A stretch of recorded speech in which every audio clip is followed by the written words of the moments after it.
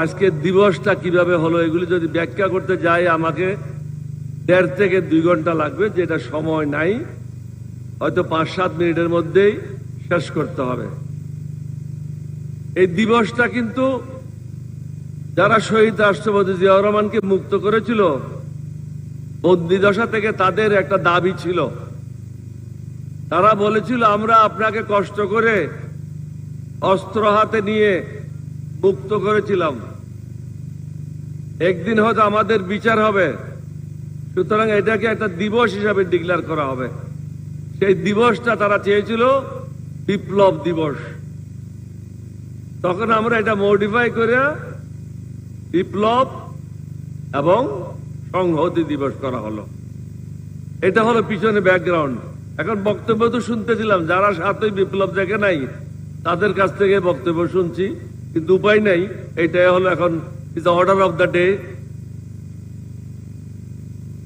এটা কেন বিপ্লবটা হলো? শহীদ রাষ্ট্রপতি জিয়াউর রহমানকে অন্যায়ভাবে ভারতপন্থী দালালেরা খালেদ মোশাররফের নেতৃত্বে বন্দী করেছিল। জিয়াউর রহমান বন্দী দশায় ছিল, তার থেকে বাধ্য করে ইস্তফা নিয়েছিল।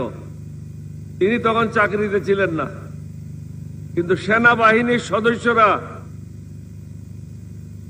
এবং জুনিয়র অফিসাররা এটা কখনো গ্রহণ করে নাই, যার জন্য তারা 7ই নভেম্বর সংগঠিত করল। এই 7ই নভেম্বরের মাধ্যমে জিয়াউর রহমানকে মুক্ত করল। জিয়াউর রহমানকে মুক্ত করার পর তাকে বলল একটা বক্তব্য রাখার জন্য। তাহের চেয়েছিল তাকে বাহিরে নিয়ে বক্তব্য রাখার জন্য। তাহের ছিল গণবাহিনী প্রধান পুরো বাংলাদেশের, ঢাকার গণবাহিনী প্রধান ছিল ইনু।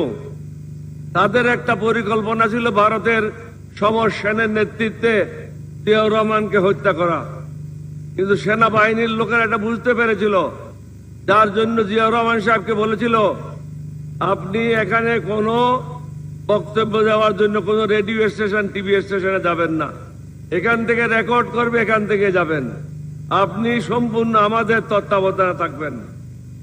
এটাই হলো 7ই নভেম্বর। আপনারা এখানে আরো অনেক জিনিস দেখেছেন। খালেদ মোশাররফ নিজেই তার প্রমোশন নিজেই নিয়েছিল, তাকে কেউ প্রমোশন দেয় নাই। খালেদ মোশাররফকে সমর্থন দেওয়ার জন্য তার ভাই, তার মা ধানমন্ডিতে সেদিন মিছিল করেছিল।